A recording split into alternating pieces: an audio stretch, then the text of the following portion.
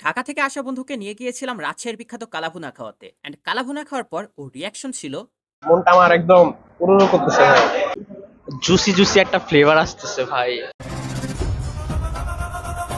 ঢাকা থেকে রাজশাহীতে ঘুরতে আসা বন্ধুকে আমি রাজশাহীর বেশ কয়েকটা বিখ্যাত খাবার ট্রাই করালেও ওকে কালাভুনা ট্রাই করানো হয়নি। আর হঠাৎ করে আমার বন্ধু বলছিল ওর কালাভুনা খেতে ইচ্ছা করছে।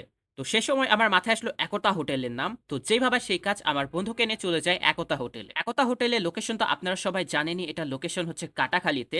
আমরা ডিরেক্ট কাটাখালী চলে আসি এন্ড ওকে আজকে এখানে কালাভুনা খাও। তো আসতে এখানে দেখছিল কালাভুনা, বলছিল যে আমি একটু কালাভুনা রান্না করে দেখবো। তো ওর সাথে সাথে আমিও একটু কালাভুনা নেড়ে দেখছিলাম। আর একটু পরে আঙ্কেল এসে ওকে দেখিয়ে দিচ্ছিল এইভাবে নাড়তে হয়। বিষয়টা বেশ ইন্টারেস্টিং ছিল। আর আমরা এখানে এসেছিলাম 4 জন। তো আমরা আজকে 4 জনই কালাভুনা খাবো। তো আমরা 4টা কালাভুনা নিয়ে নেই এবং 4টা ভাত নিয়ে নেই। এখানে যে কালাভুনাটা ছিল এটার দাম হচ্ছে 120 টাকা এবং ভাতের দাম হচ্ছে 20 টাকা। এখানে 20 টাকাতে ভাত নিলেও আনলিমিটেড ভাত নেওয়ার কোনো সুযোগ নেই। সো আপনারা 20 টাকাতে নিলে এতটুকুই কোয়ান্টিটি পাবেন। আর সাথে এখানে যে কালাভুনা ছিল এখানে 120 টাকায় 5 থেকে 6টা পিস কালাভুনা থাকবে এবং এক বাটি শেষ করলে গ্যাটিস দিয়ে যায়, যেখানে 1 পিস মাংস এবং গ্রেভি থাকে। একতা হোটেলে আমার আগের বছর আসা হয়েছিল, তবে এই বছর একদম রিসেন্ট আসা। যেহেতু আজকে আমি সাদিকে কালাভুনা ট্রাই করতে নিয়ে এসেছি, যে কারণে শুরুতে আমি ওর কাছ থেকে রিভিউ নেই।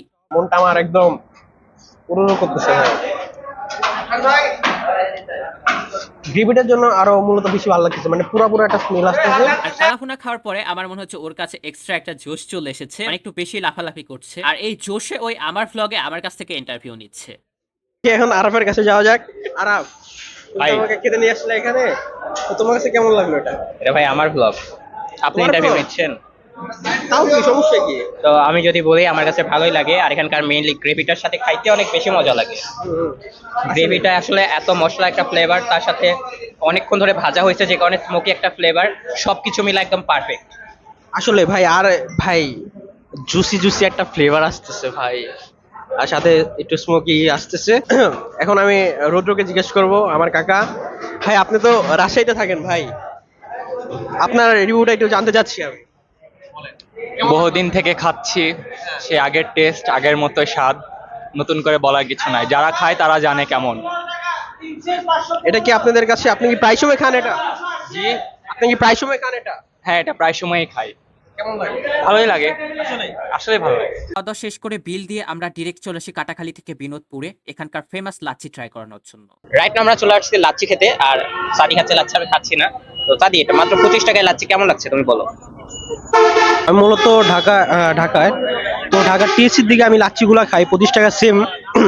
ওখানে ওখানকার লাচ্ছিতে মূলত দই আর পানির একটা মিক্সচার থাকে, সাথে চিনি।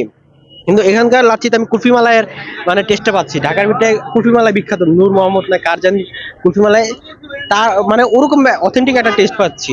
এটা অন্যরকম একটা ভিন্ন স্বাদ। আসলে এটা ভালো। আসলে হ্যাঁ হ্যাঁ, আরাফা আমাকে ভালো একটা সাজেশন দিয়েছে। ট্রাই করতে চাই। হ্যাঁ, ট্রাই করো অবশ্যই। কেমন লাগলো আরাফ?